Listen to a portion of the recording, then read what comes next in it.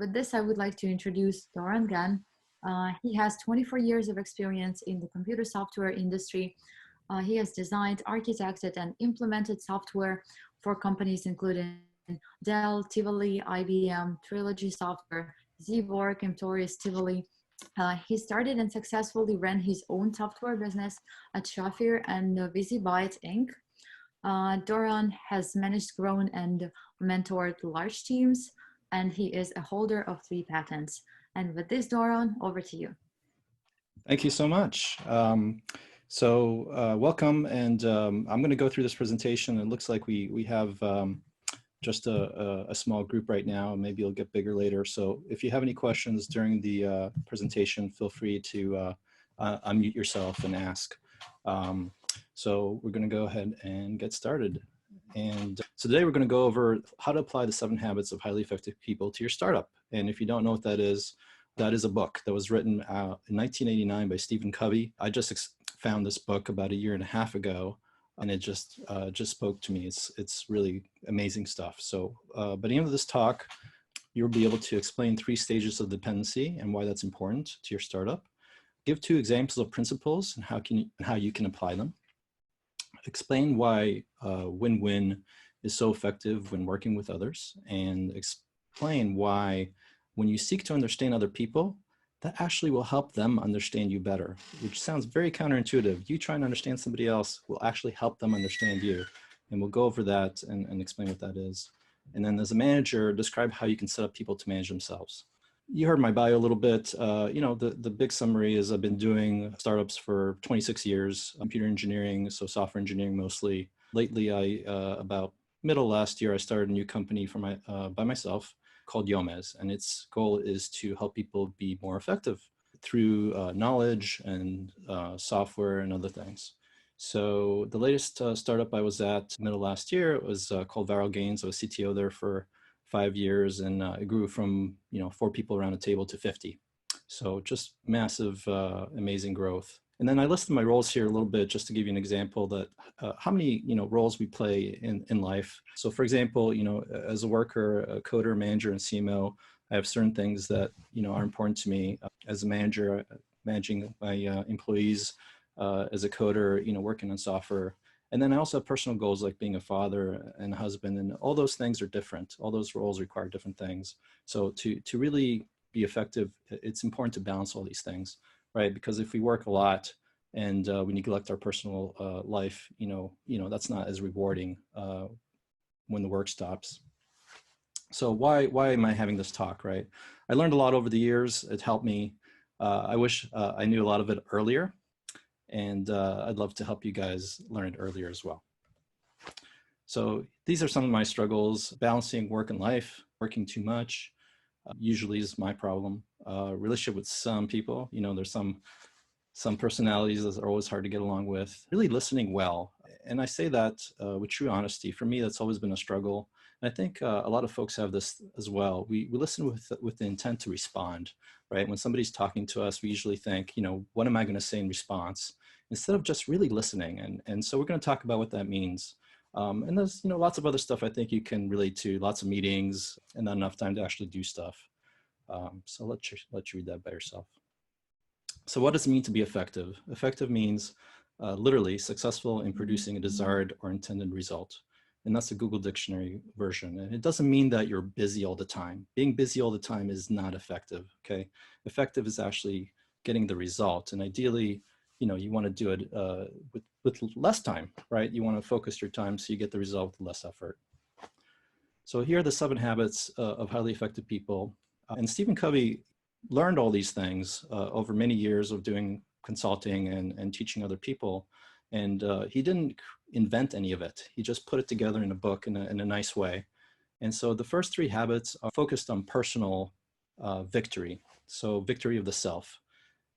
Which means that you don't need anybody else to do any of these things. And actually don't need anybody else to do any of these things. These are all meant to be initiated by you. The first one is be proactive, which means that you choose your actions and you don't have to do anything. And we'll go over that a little bit more. Second one is starting with the end, which means that's about leadership. So leadership is about envisioning what the end state is that you want. where you want to go. Think about it as if you're taking a trip, it's the destination. And then habit 3, first things first, is about how you get to that destination. Talk about that as well. And that, in the summary kind of label, first things first means personal management, where start with the end in mind is personal leadership. So leadership is destination, management is how you get there. Number 4 then starts with like the public victory, which is when you work with other people in a team. So win-win is all about the kind of relationships that you want to have with people. And it turns out that win-win is the ideal thing that you want all the time. And we'll talk about why that is. And then we talked about number 5, which is seek to understand before being understood. We know that a lot of times we listen with intent to respond, but if we actually seek to understand somebody else, they will actually understand us better. And we'll talk about that as well. And number 6 is synergy. Synergy means that our differences are actually extremely powerful things, and we want them. We want to harness them. And when we harness our differences, we can do amazing things, but it's tricky because it requires a lot of trust. And we'll talk about that a little bit too. And then the last one is sharpen the saw. So meaning that sometimes it's better to stop and learn something so we can do something better instead of just trying to push through it. And sharpen the saw also talks about continual learning and continually making sure that we're healthy, right? Because if we're sick, we can't work, right? So taking care of ourselves and being healthy is interdependent with everything else. And for those people who just joined, if you have any questions at any point, feel free to unmute yourself and ask. And at the end, we'll also have a Q&A session. The basics of the book is about principles, which spelled incorrectly here, which should be LES. And principles, the way the book defines them, are natural laws. So that means that these are things that exist in the world, whether we believe them or not, and they act outside of anything that we believe. So I'll give you an example, a real easy one, right? Gravity, right? Everybody knows gravity, right? It's a silly one. So if you jump from a high place, you're going to fall, right? It's just a fact. You can believe it or not. You can value that or not, but that is what's going to happen, right? So if you're smart, you're going to value gravity, right? And you're not going to jump from a high place because the consequence is not something that you want, right? Usually you'll get hurt if it's really high. So some examples of some other natural laws: if you're constantly mean to someone in the long term, they're not going to want to work with you, right? I think that's pretty obvious to most people. And yet, how many times do we see this in the workplace, right? We see somebody being really mean all the time, right? If somebody's mean on occasion, okay, they had a bad day, but all the time, they're not going to want to work with you. So it seems like a lot of people either don't know this or don't want to ignore it, basically. You must allocate time to actually do if you want to accomplish something, right? Seems pretty obvious, right? But how many times do we sit around saying, oh, I wish this would be better, or, I wish somebody would do this, well, if you don't allocate time to actually do it, it's not going to happen. It's just a fact. Must diagnose a problem before you can solve it successfully, right? Me personally, as a software engineer, that's kind of like that's like gravity to software engineers, right? Because if you don't know why something doesn't work, you can't fix it. And yet, me, after doing this for 26 years, my instincts are to just guess, because I don't know why, because I think I know what it is. And then I remind myself, no. If I don't know, why it's happening, I can't solve it. So remembering this natural law helps me and many other people do the proper work to find out why something's broken, for example, so we can fix it. And I'll tell you a little bit of story about that a little later. And the last one is you must have a correct map to get to your destination. So the story on that one is, let's say you're in Boston and you have a map that's actually a map of Chicago, but due to a printing error, it says Boston on it, right? So if you try to use that map to get to a certain destination, it's just not going to work, right? It's a map of Chicago.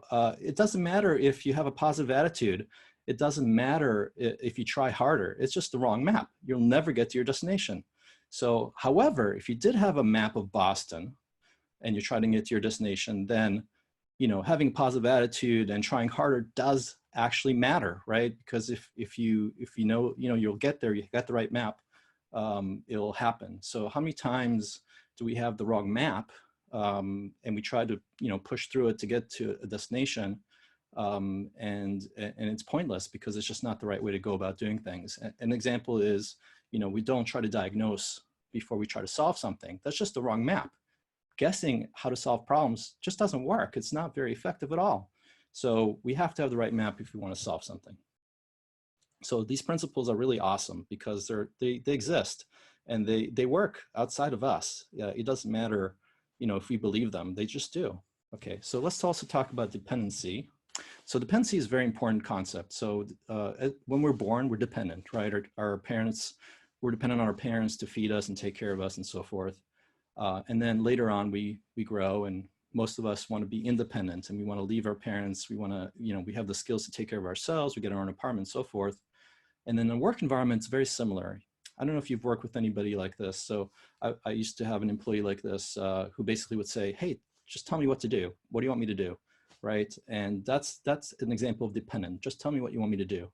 I don't want to, just tell people what to do. I want them to figure that out on themselves. So we want independent in the workplace. We want people who we can say, look, here's a problem or something that needs to be solved. Go off and take care of it. I shouldn't have to look over your shoulder all the time. So that's what independence is somebody having the skills and abilities to do stuff by themselves. So in the software scenario, it's like, implement this feature or fix this problem. Now, independent is great, but it's very limited, right? So one person can only do so much. So what we want is the next step is to be interdependent. So once somebody is good at taking care of things by themselves, we want them to get to the next level and say, yes, I am very good at doing things by myself, and I'm choosing to work with others because I can do bigger things, right? So to build a company, it's all about interdependency, right? Because everybody has different skills. There's marketing, there's sales, there's product development, finance, legal, all that kind of stuff. And we choose to be interdependent with each other. We could all do our jobs by ourselves, but in order to do the bigger thing, we want to be interdependent. So in your work, you'll see people who are like, tell me what to do. That's dependent. We want to get them to the next stage and be independent. So here's a problem, go solve it. And I'll show you, by the way, how to do that. And then interdependent is the next level, is like, okay, once you're really good, now, if you get stuck, feel comfortable to go talk to your teammates and work with them.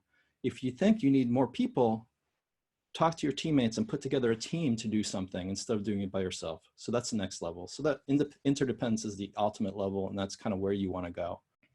Okay, so habit number 1 is be proactive. And what this means is that you are responsible for your actions or lack of action. And that's a hard concept because it seems simple, but it isn't, because a lot of people love to transfer responsibility to something or someone else, right? So I know I had a person on my team who, messed up a presentation, let's say. John messed up a presentation. And I'm like, oh yeah, that's John's fault. Nothing that's his problem. That's why that presentation to the customer didn't go well. Oh well. Or, or a circumstance like, if only we had more funding, we could do this. If only, right? If only is transferring responsibility to a circumstance, not having funding, right?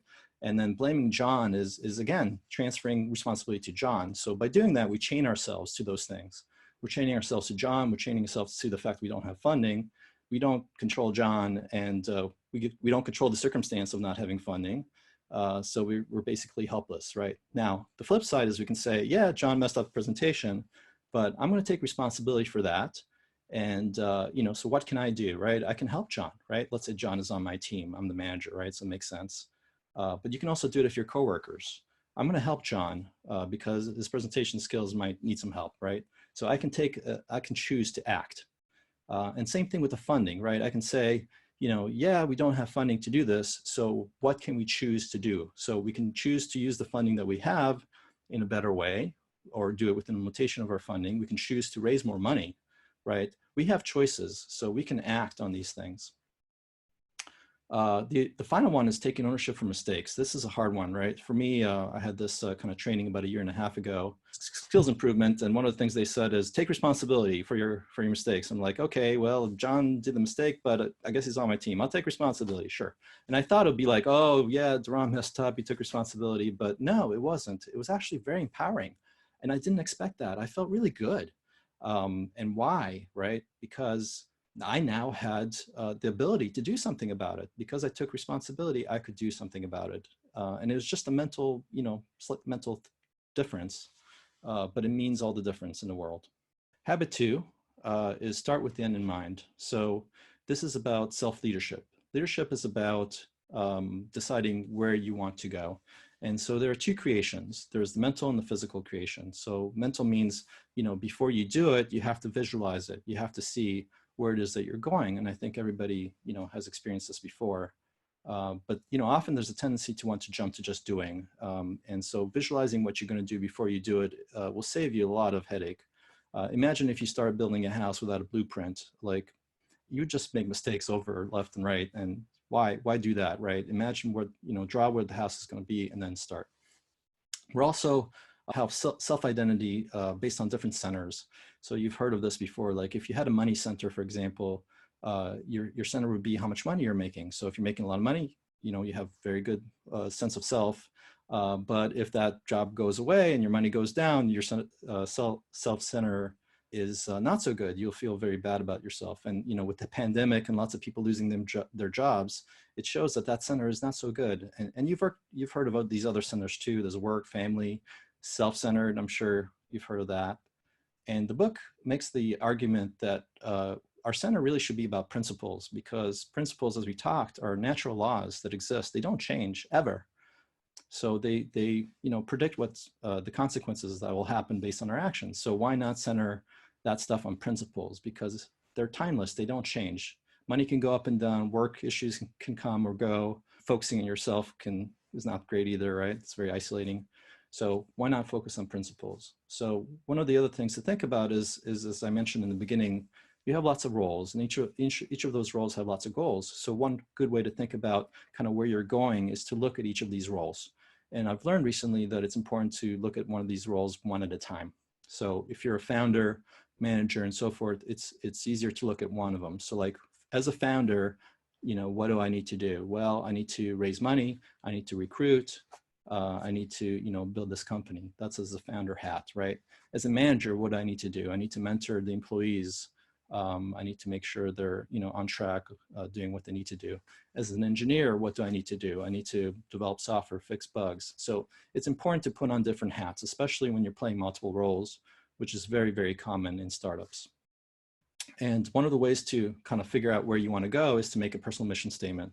And I'm not going to get into how to do this, but it's very important. And once you do this, it'll actually make it easier to do a mission statement for your startup as well.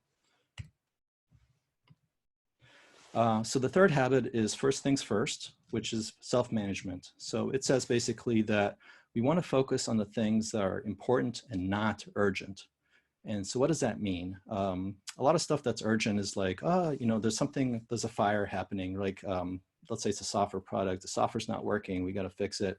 Or we made a billing mistake, we got to, help the customer. It's something that has to happen really fast. And those things are really fun because they're very quick, very rewarding. And you probably don't think of, problems like that as fun, but they are. Stuff that's not important, and by the way, this will be different for each person, what's important, not important.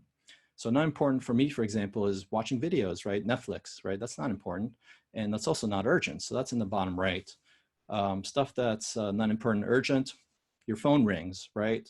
Your instinct is to answer the phone right away. Why? It's ringing. It's urgent, right? It's urgent. Is it important? Probably not. It's probably just like somebody trying to sell you something, and somebody you really don't need to talk to or want to. So as we focus on the important, not urgent, all these other areas go down. So when we focus on things like better quality, if it's a product, having better processes in place, improving our marketing so we get more customers, which is all in the number 2 region, everything else will go down. So if our product quality is better, we'll have less problems, right? So less urgent, important things will happen.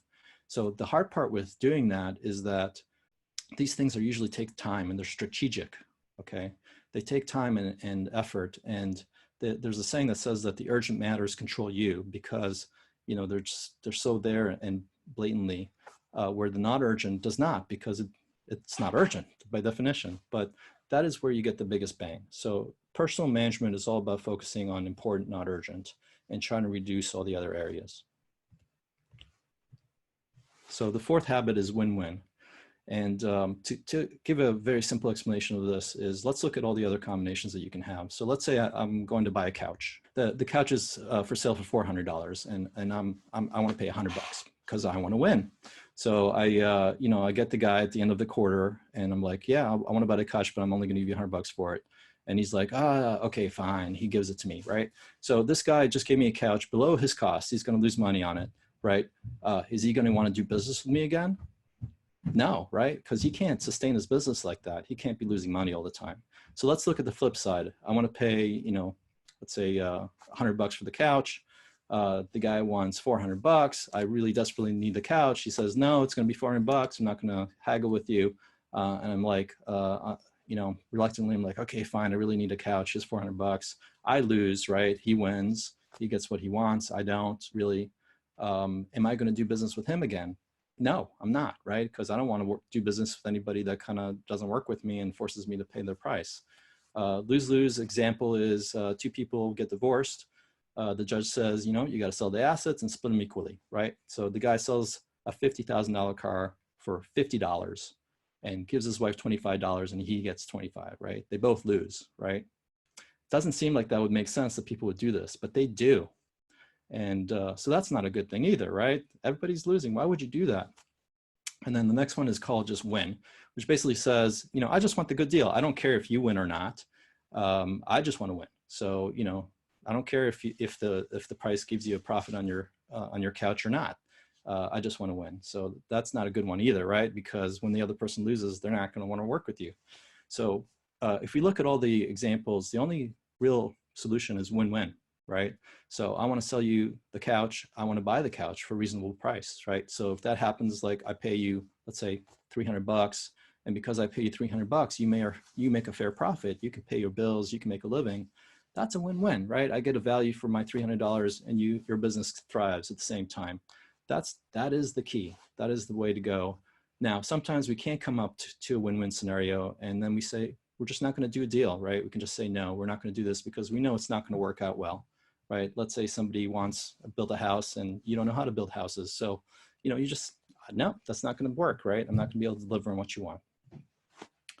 Okay, so when you do win-win, there's these things called win-win agreements. And this is also how you can delegate to employees and have them manage themselves. And the way you do this is you talk to an employee what you want, and then you have the employee write up a little quick document. And the employee will say, these are the desired results. So let's say it's, I'll keep it simple, build a couch, why not? And here's the guidelines, right? It has to be natural materials, like only cotton. And here are your resources. So here's, a budget, $2,000. You can have John help you. And if you need somebody in the engineering department, they'll help you as well. And accountability, this is how, we're gonna make sure that we're on track. So like every week let's say you'll talk to, you decide to talk to your boss, you'll tell them like, here's how the couch is going. I got the fabric, I build the legs, whatever it is. And you determine how often that is. It could be every week, it could be a month. When I say you, I mean the person who's doing the actual work. And then the consequences, right? So if I complete this couch, great, I get promoted, I get a bonus, I get recognition. And if I don't, I'm going to be out of a job, right? So all these things are, if you have the person who's doing the work write this up and provide this to you as the manager, what will happen is that they are the one who are empowered. They're figuring out all these things with your agreement, of course. And then because they came up with the accountability system themselves, they will stick with it and then they'll manage themselves. So when they talk to you, whatever time frequency that they pick, they'll know if they're making it or not because you've agreed how to measure this stuff, right? So, you won't have to do anything. You just sit there and like, okay, so how's it going, John? Well, this is where we at. This is how we agreed. Everything's good, right? So that's simple. It's a great way to do it. I've done this kind of stuff informally before without these kinds of agreements. And I think this is such a better structure. So habit 5, and I'm going to try to speed it up a little bit because we're running out of time, is seek to understand before being understood. And this is really important. I'm going to give a quick example of a story. Guy goes to an eye doctor. He says, "Doctor, I can't see." the doctor goes, oh, I know, here, try my glasses. These have been working great for me. He puts them on. He goes, doctor, I still can't see. He's like, try harder. Think positively. And he goes, I positively can't see. Obviously that didn't work, right? Because the doctor didn't take time to listen to the patient and to diagnose why he can't see, right? He didn't take the prescription to see what the guy's prescription is and give him glasses that are meant for him. So how many times have we done this, right? Somebody talks to us, oh, I have this problem. Oh, I've been there, I know. We don't listen. So listening is really important. And we want to listen with the intent to understand rather than respond. Our natural instincts is to just respond with something. And then there's a type of listening called emphatic listening, where we listen for content and emotion. And I'll leave you a link at the end of this talk where you can learn more about this. But one of the cool things about listening to somebody first and really understanding them is that when they know you understand them and you tell them an opposing opinion, they won't start with, oh, you just didn't understand. And repeat themselves, which is usually what happens. If somebody's talking to you and you tell them something different, they will usually repeat themselves because they think, oh, you didn't understand. So when you do actually understand and the person knows that you understood, it provides what's called in the book psychological air. So imagine if the air in the room was all of a sudden sucked out, right? You're not going to be listening to anybody, right? You're trying to breathe, right? So as soon as there is air in the room and the other guy knows and understands you and understands your problems, you're going to be like, this guy knows what I'm talking about, or, woman knows what I'm talking about. I'm going to sit there and listen, so because he knows. So very important. The last one is synergy. And our differences make us stronger if harnessed effectively. And I'll show you a little example here. So how many people can see the old woman? And feel free to do it in the chat window. And if you look kind of in the bottom half of the picture, there's like a mouth, and then there's like a scarf around the woman. So what if I told you that there's actually a young woman here also looking away? And in the middle of the picture, there's her eyelashes and her nose. Yeah, so this is an interesting, a very simple experiment. You might have seen this before. The lines and the spaces are the same. So those we call facts in the real world. But what you see is dependent on your perspective, your lens. And when you're suggested that you're going to see a young or an old woman, that's exactly what you will see. So the point being is that we all see things differently, and we want to be able to see the old woman and the young woman as a team because we'll do a better job together. In order to listen to somebody that saw, in this case, a young woman where you saw the old woman, in order to listen to them, you have to respect them. You have to say, this person, I know them, I have a good relationship with them, they're smart individuals, they disagree with me, I want to understand. So they see the old woman, I see the young woman, I want to understand, right? And when you have that, you can do amazing things. You really understand the other person, you can finish each other's sentences, and you can create things that are just amazing. And a very quick story, this concept of building this relationship bank account and trust is so high that when they're doing some stuff for the, like developing atomic bombs, which is not the nicest thing in the world, the guy who created the team took the team for vacation for 3 weeks. And managers on the project were like, are you crazy? You're taking the team for 3 weeks from vacation? That's insane. But during those 3 weeks, they built a really high relationship bank account. They got to know each other. They really understood how smart and amazing each of the people were.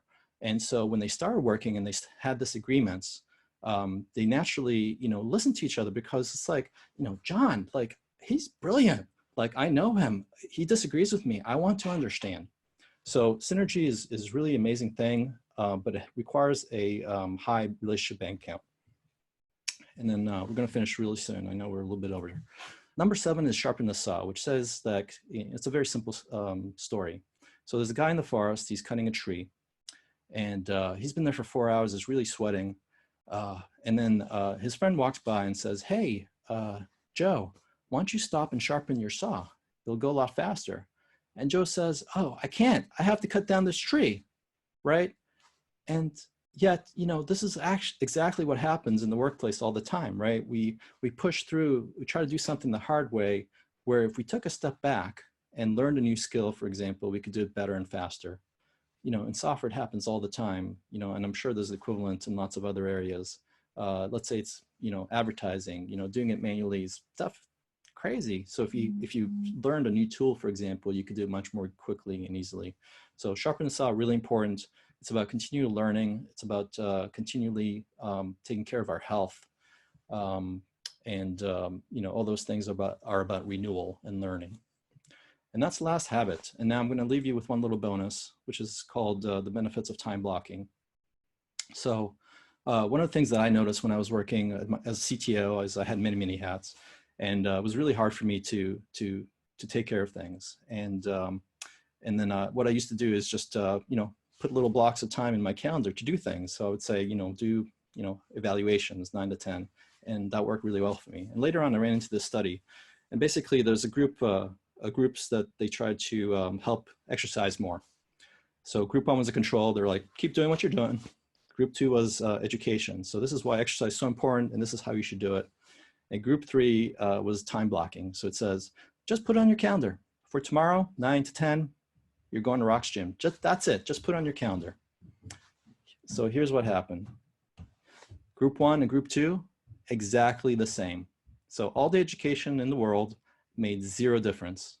And the fact that they actually did time blocking, would put it on the calendar for tomorrow to go to the gym, 85% of the people were more likely to do it than in group 1 and 2. So the act of literally scheduling time in your calendar to do something is 85% more, makes it 85% more likely for you to actually do it. Blows my mind. So this is a great thing. Just wanted to leave that with you. It's a really nice, easy, quick way to help yourself. So now we're in QA. So this is my email address and also my website, which is yomez.com. I have lots more blog articles about the topics I've been talking about, lots more, and it's really fantastic stuff. So if you have any questions, feel free to unmute yourself and ask away.